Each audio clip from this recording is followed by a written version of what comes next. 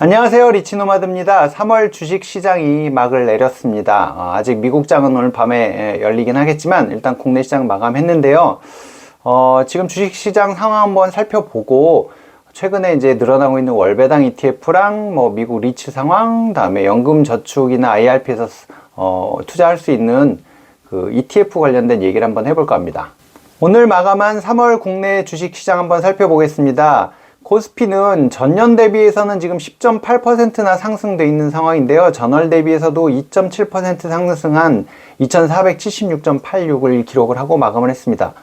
코스닥이 엄청 뜨거운데요. 전년 대비해서 24.8% 상승을 했고 전월 대비해서도 7.1% 어마어마한 월간 상승률을 보여줬습니다. 847.52, 거의 850에 다 다가왔는데요. 근데 3월에는 외국인이 주도했던 장은 아니었던 것 같습니다. 코스피는 약 3천억 정도를 팔았고 코스닥은 1조 1천억 이상을 팔았거든요. 물론 코스피 같은 경우 오늘은 한 5천억 정도 사기는 했던데 외국인은 3월 달에는 조금 매수를 하지 않았던 그런 장이었습니다. 연초에는 외국인이 끌고 갔었던 것 같은데 지금 조금 상황이 바뀐 것 같습니다. 그래도 막판에는 조금 사는 것 같아서 그런 추세도 좀 잘 지켜봐야 될 것 같고요. 그런데 이 개인들이 코스닥을 뜨겁게 달궜습니다. 3조 2천억을 매수를 했고요. 이 어마어마한 기세가 코스닥을 한 달에 7%나 끌어올리는 이런 상황을 만드는 것 같습니다. 미국 시장 같은 경우는 이제 어저께 밤 기준이긴 한데 S&P 500은 5.5%, 나스닥은 14.8%, 이제 전년 대비입니다. 전년 대비.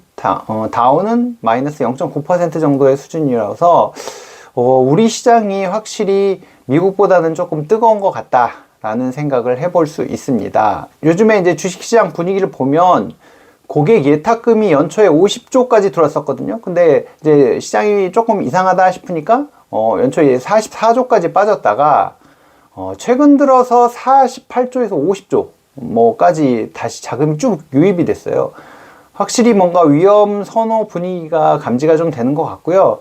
빅스튜어트라는 영화로 유명했던 마이클 버리도 1월 31일 날 주식을 팔라고 셀이라고 트윗에다 남겼다가 어저께 밤에 내가 틀렸다, 팔라고 했던 건 내가 틀렸다 라고 인정을 했습니다. 이 달러 인덱스도 계속 하락을 하고 있고 경기 침체나 기업 실적 하락 등의 이제 변수는 되게 많거든요. 근데 이제 선반영하는 이제 주식시장의 특성상 금리 인하, 연내 금리 인하나 주식 상승, 주가의 이제 상승을 기대하는 분위기인 것 같습니다. 이제 시장 전반에 대한 흐름은 이런데 저는 이제 항상 배당주나 이런 쪽에 안정적인 투자를 권유를 하는데요. 우리나라에도 지금 조금 흐름이 많이 변하는 게 보여집니다. 어저께 제가 싱글파이어에서 인터뷰한 영상이 조회수가 꽤 많이 나왔던데 이게 이제 그 현금 흐름을 중요시하는 이제 투자자들이 늘어나고 있다는 것 같거든요.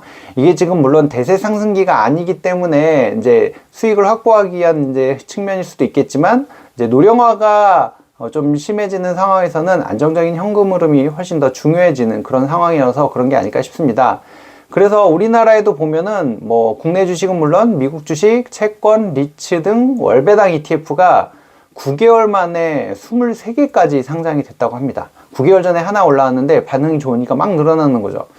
현금 흐름을 이제 중시하는 추세라서 운용사들이 이 부분을 이제 적극 반영을 해서 상품을 계속 늘려가고 있는 건데요. 기존에 분기 배당이나 연배당 하던 거를 이제 월로 나눠주는 건 그렇게 어렵지 않은가 봅니다. 하여튼. 그래서 예상 배당률은 한 4에서 6%가 주류를 이루고 있고요. 오른쪽 표에 보시면은 이제 국내 주식, 미국 주식, 채권, 또 커버드 콜 이런 방식에 따라 좀 달라지는데 국내 주식에는 지금 이제 배당 관련된 타임폴리오라는 것도 있고 이제 코스피 200을 따라가는 우리도 있고 미국 주식에서는 이제 다우존스, 다음에 미국 배당 쪽에 집중하는 솔에 이제 이런 건 이게 지금 이제 1165억이나 자금이 쫙 들어왔거든요. 이제 확실히 이런 관심이 많은 것 같습니다. 리츠 같은 경우는 미국 리츠를 자산으로 하는 것도 있고 지금 타이거 리츠 부동산 인프라 저도 요건 갖고 있는데 요거는 지금 국내 리츠들이 조금 상황이 안 좋아서 많이 떨어져 있다가 지금 살짝 이제 좀 진정을 하는 그런 분위기인 것 같습니다. 채권을 자산으로 하는 이제 월배당 ETF도 있고요. 이런 거 한번 상품 설명 잘 보시고 기초 자산들이 뭔지 살펴보시고 월배당에 관심 있는 분들, 특히나 난 미국 주식은 좀 어려워 하시는 분들은 이런 거를 이제 연금저축 계좌에다가 담는 것도 괜찮지 않을까 싶습니다. 미국 리츠가 뭐 이제 계속 빠지고 있어서 이제 그런 영상을 엊그저께도 찍었었는데요.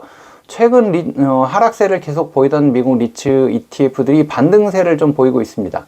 운용 이제 규모가 가장 큰 VNQ나 IYR, SCHH, 그 다음에 XLRE, 뭐 리얼티 인컴 등 이제 주요 리츠나 리츠 ETF들이 은행 그 위기 우려가 약간 완화되면서 이틀 연속 반등하는 모습을 보여줬습니다. 하지만 지금 이제 미국 대도시 오피스의 빌딩 공실률은 역대 최고 수준이라고 합니다. 물론 이렇게 이제 악재가 커졌을 때는 이게 바닥일 수 있어서 미리 이제 조금씩 너무 하락했으니 좀 사자 이런 이제 움직임이 보이는 걸 수도 있고요. 이런 부분은 하여튼 또 떨어지는 칼날은 잡지 마시되 그래도 바닥에서 올라가는 것 같으면 분할 매수할 수 있는 기회일 수도 있거든요. 이제 배당률이 높아지기 때문에 이제 이런 부분들을 한번 잘 보시고요. 은행 뭐 위기가 진정되는 듯 하긴 하지만 이게 지금 잠재되어 있는 리스크가 많다라는 지적도 꽤 많이 나오고 있어서 이런 위험 요소들을 잘 모니터링 하시면서 대응을 하는 게 맞을 것 같습니다. 연금저축이나 IRP 계좌에서 이제 ETF를 주로 이제 살 수밖에 없는 상황인데요. 올해 같은 경우는 진짜 넘버원은 누가 뭐라 그래도 2차 전지였던 것 같습니다. 저도 2차 전지 갖고 있다가 정말 오래 갖고 있다가 올해 막 올라오길래 정리를 했는데 그 다음에 계속 가서 정말 속이 좀 쓰립니다. 저는 이제 조금 급등하길래 약간 던져놓고 다시 조금 빠지면 다시 들어가 사야지. 어차피 연금저축이니까요. 약간 그렇게 했다가 어설프게 했다가 이제 눈물을 흘리고 있는데 최근 급등으로 이제 가격 부담이 좀 된다는 리포트가 계속 나오고 있습니다. 이거 뭐 약간 폭탄 돌리기 하고 있는 것 같은데 당연히 장기적으로는 이제 2차 전지만큼 핫한 섹터는 없을 것 같긴 한데 단기적으로는 사실은 조금 부담스러운 수준이 아닌가 싶습니다. 반도체 ETF 같은 경우도 이제 반도체가 좀 바닥을 친 게 아닌가? 뭐 최근에 용인 클러스터 뭐 이런 호재도 있었고요. 그래서 저도 이제 조금 담았었는데 24일인가 투자했거든요. 일주일 됐는데 6.5% 올랐더라고요. 그래서 이제 반도체 자체 실적은 안 좋을 거라고 계속 예상들이 나오고 있는데 뭐 반도체는 항상 선행해서 한 6개월 정도 이상 선행해서 뭔가 주가가 반영되기 때문에 바닥을 통과하고 있는 게 아닌가라고 생각하고 저는 조금 투자를 해봤거든요.